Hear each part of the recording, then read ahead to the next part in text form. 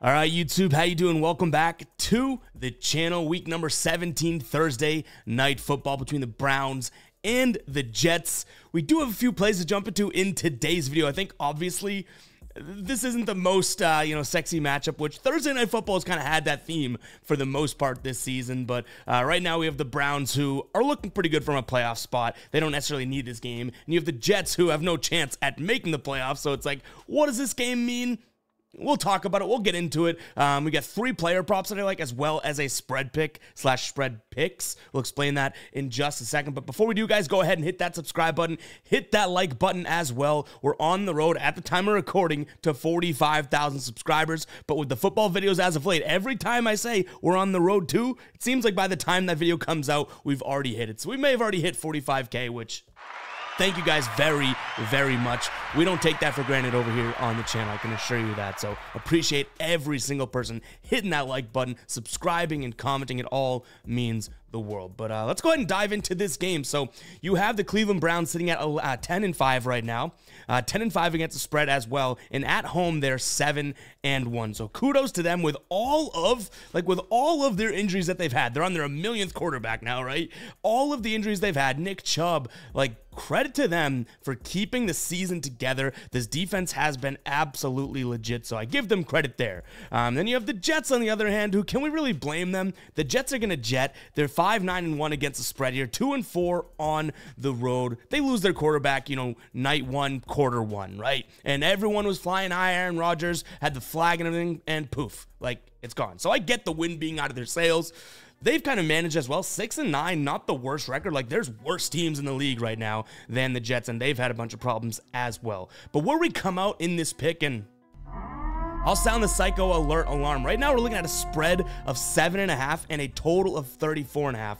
My spread pick in this game, I'm going to do a half unit on the Jets plus 7.5. I know, crazy. But then another half unit on them plus 10. So we're splitting the unit there, kind of marginalizing what we're looking at. I just think this game gets a little bit closer. The Browns can win for all I care, but that 7.5 number I think matters, being outside of a touchdown. And again, I want a little insurance here. You get that for -150 for the plus 10 over on BetMGM right now, which, yes, it's juicy, but it's just a half unit play. Now, the reason I like the Jets is because I think this is a defensive game. You have 2 of the better defenses in the league, for sure, for certain.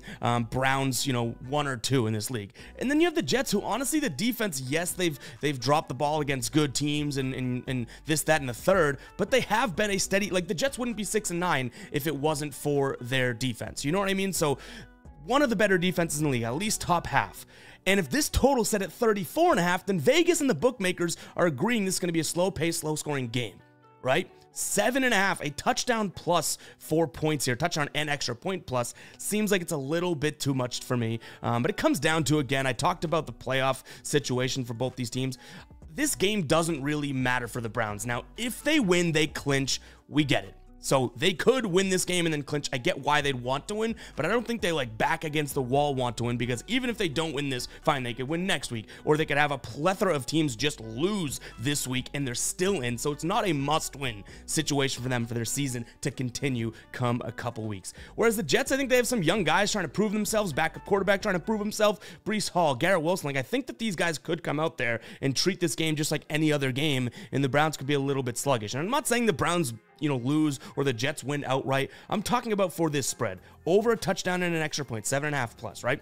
And then the plus 10, another one where we're looking at, well, yeah, the Browns could win this game. I guess we could say 17-10. Both of those cash, 21-14. Both of those cash. There's a scenario here in which, given that total, we could break down these spreads and look at the Jets at least keeping it relatively close. So give me the Jets. Again, a half unit. Consider it one play if you want, but a half unit on them plus 7.5, and then a half unit on them plus 10 here. Now we can jump into Outlier in just a second to go through some player props. Before we do, I want to talk to you about Sleeper, guys. If you are not on Sleeper, you're missing out. I tell you guys that pretty much every single week. They have 2 promo squares right now for this game. So the Amari Cooper square, that is for everyone. They've knocked his receiving yards line down to 46.5. But if you're a new user, you can get your deposit doubled. Throw in $500. That's the limit they're doing. $500, you get $1,000 of playthrough money. That is absolutely crazy. But you could throw in $50. They'll give you 50 more. You get $100 in your account.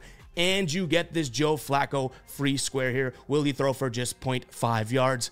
I think so. Go check out Sleeper, guys. That link is going to be in the pinned comment. Auto applies the code and everything. We're making plenty of TikToks and YouTube shorts about our Sleeper picks. We might do some for this game as well, so keep an eye out for that. But I love Sleeper, guys. I use it pretty much every single day. Go check it out. That link is in the pinned comment.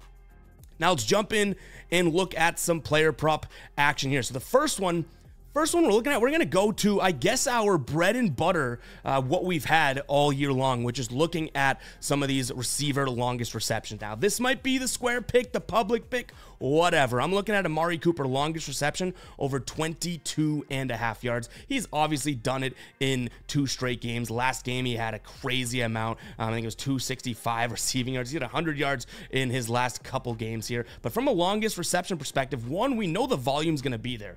Joe Flacco, look at this, 14, 8, 15. Like, he loves Amari Cooper. Who wouldn't? The dude is an absolute beast. And if there's one thing you could say about the Jets defense is they're a good defense, but sometimes those defensive backs get a little aggressive. And Amari Cooper, a saucy route runner, could easily break one of these guys down. And what's good to see here too, literally every single person in the league included. No, requirements or qualifications. Amari Cooper leading in air yards, meaning he has caught the ball after it's traveled in the air more than anybody. Average depth of target we like as well, sitting at right at 14.3. That's great. His run after catch rate just under 1 at 0.68, which is great because that means, say he catches a ball targeted downfield 14 yards, right? His run after catch rate, for every yard that ball is in the air, he is going in toppling on 0.68 yards for every yard here. So obviously that 22.5 rolls right into this spot. And we know he's going to get the volume, like I said, with those targets. So first pick, Amari Cooper, over 22.5 for his longest reception. I think that he burns one of these defensive backs here, and Flacco hits him for a deep one at least once in this game, and that's all we need. Now his receiving yards line, little inflated because I could see him have a comeback down to earth game.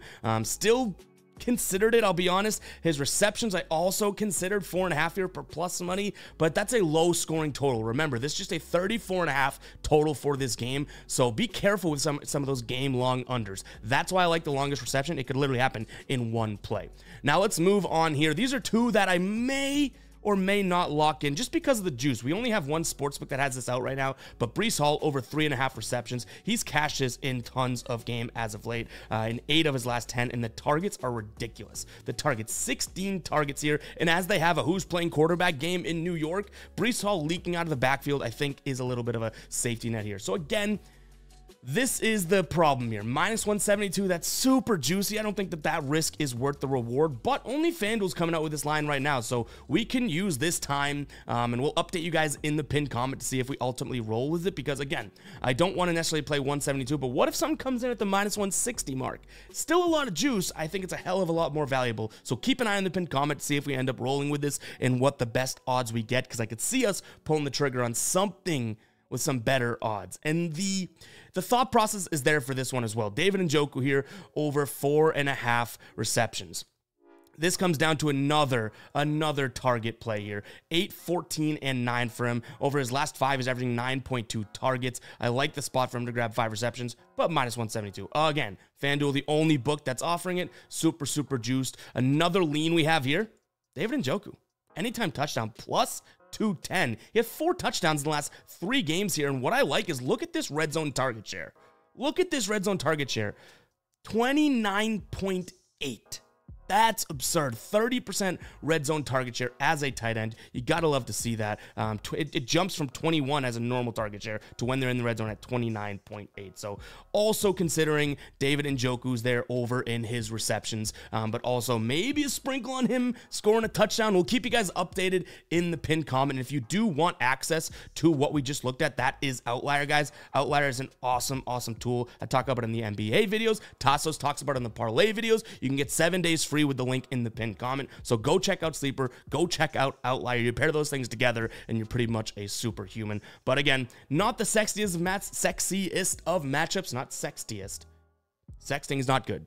Maybe it is. Sexiest of matchups here. But we're managed to find a few spots that we like, but keep an eye on the pinned comment for our final plays in terms of the odds we're getting at some of those, because we might scratch some of those high odd plays because a little bit too high. The juice may not be worth the squeeze, especially in spots where, you know, Njoku could have a 4-catch, 59-yard game and have a really good game, but it's like, well, he didn't hit 5 catches, right? That type of thing. So keep an eye on the pinned comments for the final plays. And if you guys made it this far into the video, go ahead and comment 10. Let me know that you're part of the Fade Squad. Not a guppy, and you made it this far into the video by commenting 10. And as always, let me know what you guys are rolling with. Very interested when we have sort of these, what I would consider garbage or junk games, what people find, because you guys are on fire in the comments. Like, I love reading some of those comments. I'm like, that's not even a play that I looked at, but good looks there. So let me know what you guys are rolling with in the comments. And yeah, that's all I have for you guys in today's video. Hit that subscribe button, hit that like button, and we'll catch you guys in the next one, all right? Peace out.